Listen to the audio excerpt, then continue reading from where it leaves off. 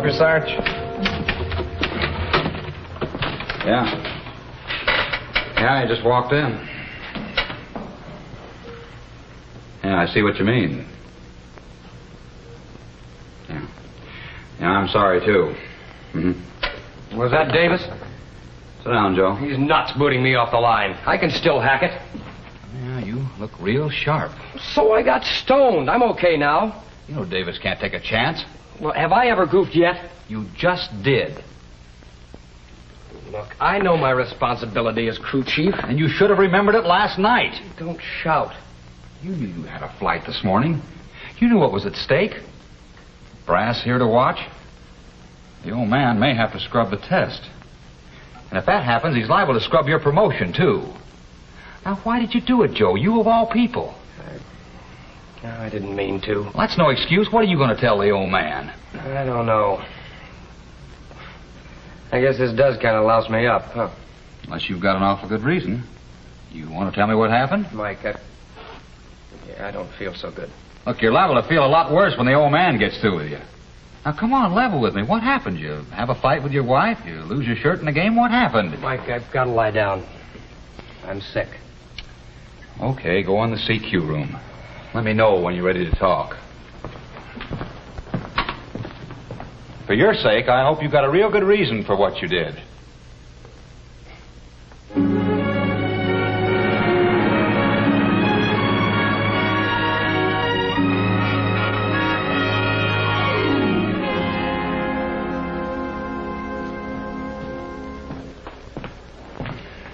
Did you get Joe squared away? Yeah, he's sleeping it off.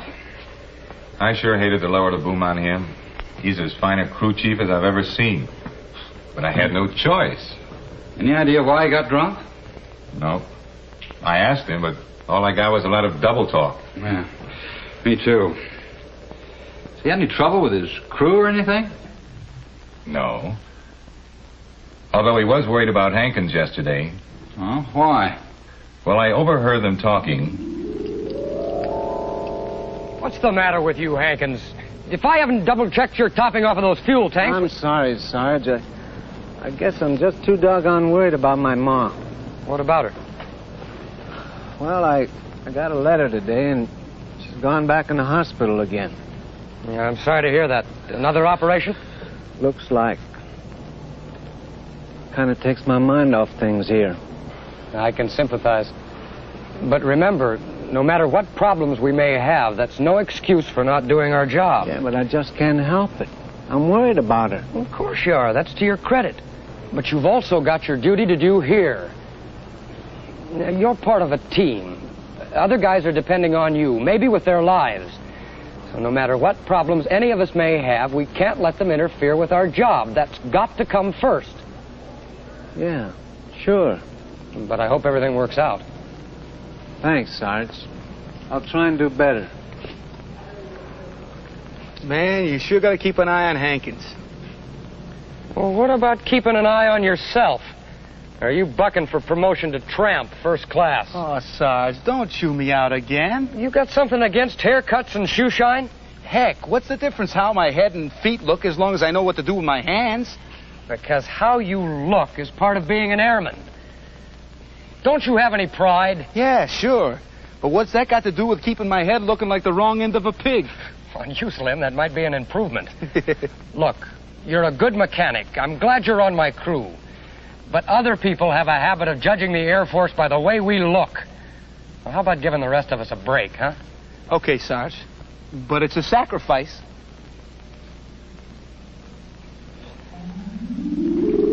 So today, Slim shows up looking like the pride of the Air Force, and Joe's on his face. I can't figure it.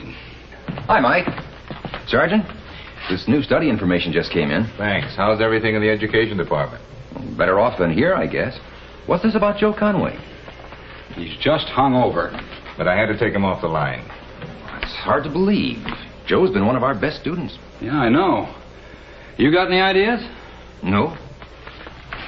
That is, not unless... Unless what? Well, Joe was talking to me last week. We were discussing some courses he'd finished and what he ought to take next week. Well, what about world history, Mr. Hunter? You think that might be a good idea? Yes, I do, Joe. You've been sticking pretty close to the technical side, and world history would give you a valuable overall background for some of the things that are happening. That's the way I feel. As a matter of fact, I just wish there was time enough to take a couple of more courses along with it. There's so much to learn in so little time. Well, the rate you've been going, you shouldn't have any regrets there. And I want to compliment you on your fine grades. I know it's taken a lot of hard work and self-discipline. Well, with a wife and 2 kids, almost 3, that is, I've got to keep thinking about the future. And the way I figure it, the more a guy learns, the better his chances are. So Joe signed up for world history and, of course, in American government. Well, what's that got to do with what happened this morning? Well, Joe's been pushing himself pretty hard and cramming. Maybe he overdid it. I've seen it happen. Maybe he took a drink to relax and things happened. Maybe, but I can't quite buy that. I can't either.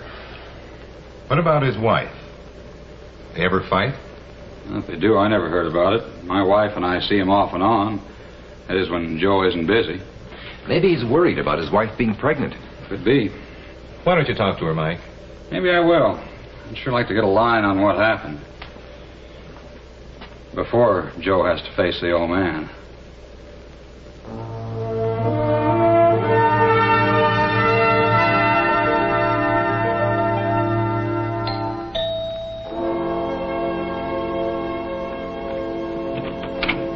Morning, Betty. Why, Mike, what are you doing here? I'd like to talk to you for a moment. May I come in? Well, sure. Come on in. Have a seat.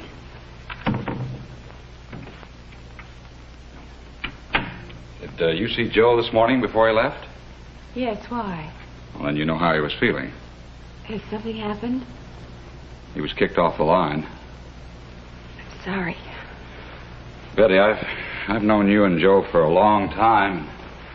This is something a guy like Joe just doesn't do. But he's in trouble. If I knew what happened, maybe I could help a little.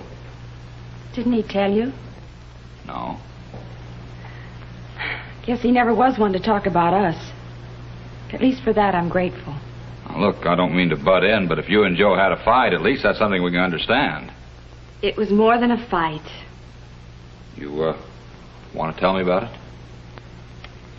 You'll have to know about it anyhow. When Joe came home last night, it was just like always. Hi, everybody.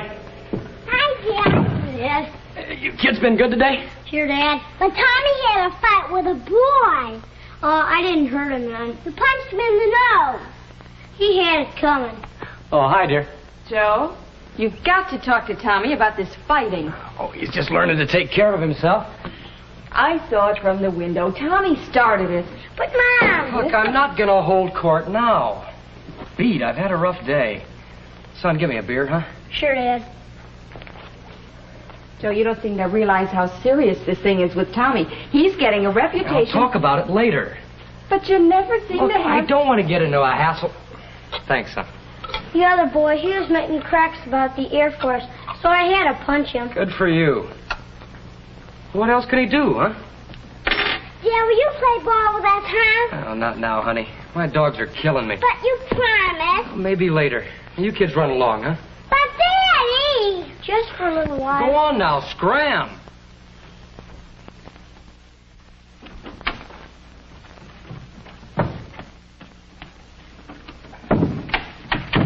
Sharon's been waiting to play with you all afternoon, Joe. I'll get around to it. Famous last words. Now, don't start that again. I've got a right to come home and relax. What am I paying rent for? Sometimes I wonder. Here we go again. If just once I could come home without feeling like I ought to apologize. I'm sorry. I know you work hard, but you're not the only one. I didn't mean to sound off, honey. You see the doc today? He says everything's coming along just fine. As soon as you figure you need help, I'll get a part-time job and we'll hire a girl. Oh, Joe, do we have to wait that long before you start helping? Well, what do you mean? Oh, so many things are piling up. I just can't handle everything anymore. Well, like what? Well, like Tommy, for instance. He's getting out of hand. Heaven knows what our neighbors think. I don't care what they think. We're not going to be here forever. But we've got to live with them now. We can't ignore them. I wish we could see a lot more of them than we do. I should think with all that jazz you're doing in PTA and your church circle, you about have your fill of them. You'll never understand, will you? Look, honey, we're Air Force. We don't stay long enough in one place to make it worthwhile putting down any roots or getting mixed up in local stuff. Let's be realistic. I am. What I see, I don't like. What do you mean by that? I mean, maybe it's time we took an honest look at us, at what's happening to us, as individuals, and as a family. Oh, for the love of... Look, honey, the doc said I should humor you while you're pregnant, but let's stick to pickles and ice cream, huh? Or how about a beer? You just won't face it, will you? I'm starved. Can't we eat? And then if you've got a yak about it... Dinner's almost ready. And I'm almost ready to cry. I love you. And I admire you for what you're trying to do, for the way you feel about the service. If only you could look at me and the kids with that same kind of loyalty and willingness to take on responsibilities. What are you talking about? I'm working like a dog to make a living. And if I spend a lot of time at it, it's because I'm trying to get someplace. And for who? For you and the kids. What do you mean I don't have any loyalty or a sense of responsibility to you? I'm not talking about money. You've taken good care of us that way. And I know it hasn't been easy sometimes. But marriage is supposed to be a sharing, not only of love, but of all the everyday things. The kids growing up, our friends, church, everything. And Joe, we don't have that sharing. Most of the time I feel alone. But I'm doing all I can. Or am I supposed to give up golf and boycott the NCO club and cancel out the studies? Of course not. But isn't there enough time for us, too? Or am I just a convenience? You take, Joe, but you don't give. Not really. Well, I'm going to give you something now. I've been pampering you since you've been pregnant, but I'm going to tell you something, and you better hear it good. When I went into the Air Force, I decided to give it all I could to get somewhere. I happen to know what's going on in this lousy world, and I don't like it. One of these days, the world's going to need us, guys, and I want to be as ready as I can. That's my primary mission. That's why I work and study, and why I'm proud of the fact that I'm the best crew chief at this base. So maybe I don't bring you flowers and candy and kiss your hand, but I pay the bills, and when the kids are sick, I sit up with them, and I do what I can around the bloody house. I've loved you. Been faithful to you, and I've hoped that someday we could have everything a lot better. Maybe I'm seeing it crooked. Maybe you're not the woman for me. Maybe I'm not the guy for you. Maybe you're just not the kind of woman to be an Air Force wife. Joe, please. All I know is I'm getting sick and tired of hearing your yapping about how I've sloughed responsibilities at home and don't take an interest in the community and don't go to church with you and all that jazz. I've got a job to do, and I'm doing it the best I know how. And if that's not enough for you,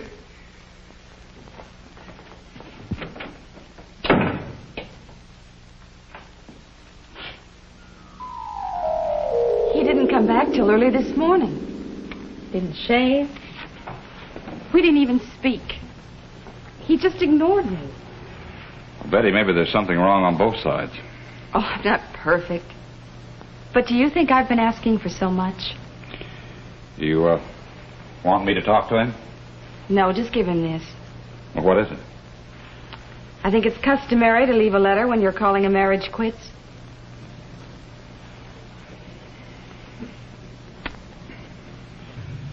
Well, that's the whole story, Joe. I couldn't stop her.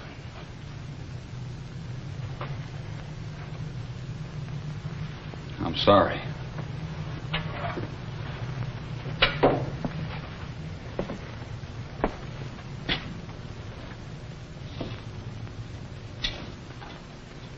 forget about my re-upping. I'm getting out.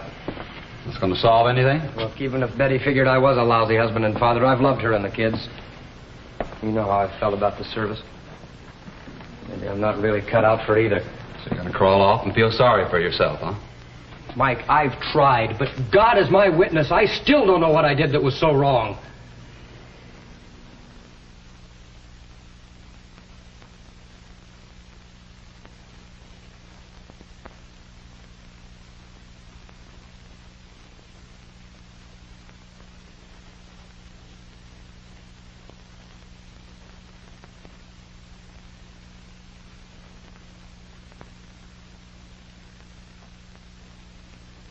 Maybe you can tell me.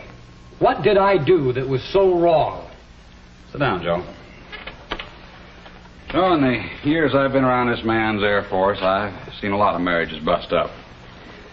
And I've seen a lot of guys crack up, too. I almost did once myself.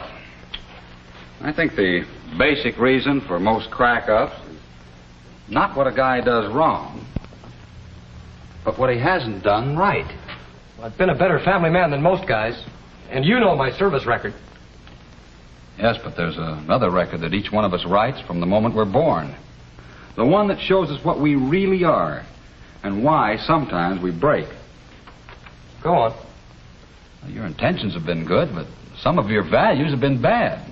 In my 10 years of service, I've never had any complaints. Oh? Not till today. You wouldn't have had any trouble today if your values at home had been right. Don't you see, a man's performance on the job is directly related to his home life. Well, you were doing great in the Air Force until your family blew up, and you blew up on the job. It's a chain reaction.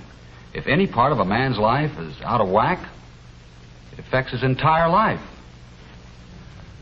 It's like you can't fly a plane successfully with a malfunction. There's bound to be trouble for the whole plane. Yeah, I see what you mean, I guess. Let me put it this way, Joe. The old man can order us to a certain duty, but he can't order us to put our personal problems and our worries in our hip pocket. And if we can't handle our personal problems okay, then we become a liability to ourselves and to the service. Because when the pressure gets too great, wham. Well, maybe a guy shouldn't get involved with a family. Your problem is you didn't get involved enough. You didn't really belong to your family as much as you belong to your squadron. Well, that's not true. Well, let's analyze it. How much time have you spent with your kids? I mean, really with them? Listening to their problems, playing, helping to shape their growing up? I've done as good as most guys. Oh, was that the same yardstick you'd apply to your trying to get ahead in the service? Just doing as good as most guys? What about your kids' schooling? Things like PTA. Have you really tried to help out? Oh, it'd be a waste of time. Who's going to listen to me? Is that how you'd feel when you go to bat for one of your crew? Well, that's different. Yeah. In one case, you're promoting your career. And in the other, it's just your family. Do you ever really listen to your wife? Do you ever give her the same respect and consideration to her problem of making a home for you that you would to a problem on the flight line? What about church? How often do you go with your wife and your kids? I've had to study. I've been trying to get ahead. Sure, at the expense of your family. Can you studied some of those nights you hung around the NCO club or some of the afternoons you played golf? Oh, you tried to be a real hotshot with the men. What about your example to your own kids? You want me to go on, or do you read me? Yeah, I'm beginning to. Your home hasn't been much more than a place to hang your hat between hours on the job. You lost communication with your wife. Betty realized this. Tried to make you see it, but you couldn't. Okay, so what do I do? Well, I'd suggest you go home to your empty house and look around at everything that you've lost. Pray to God that you can get it back and start again. And this time, act like a man. And being a man takes a lot more than big muscles and a fast brain, Joe. It takes an awareness that we're more than animals, that we have a conscience and a moral side. Because without a sense of the Almighty, we're no better than animals. Maybe worse, because we're losing so much that we might have had. You know, I think your wife did you a big favor. So did Davis when he tossed you off the flight line. The chewing out that you're liable to get from the old man could be the best thing that ever happened to you, if you pick yourself up and start to become the kind of airman that you could be and the kind of family man that I think you really want to be. It all boils down to this, Joe. If we're going to make the most out of the one and only life we're ever going to have on this earth, we can only do it by really joining the human race. And by really learning to belong to our squadron, our community, our home, and our God. to accept all our responsibilities as challenges and through them to grow until we become all that we can become. Someday, you and I may have to put up our lives to show what kind of men we really are. If that ever happens, I want to be ready.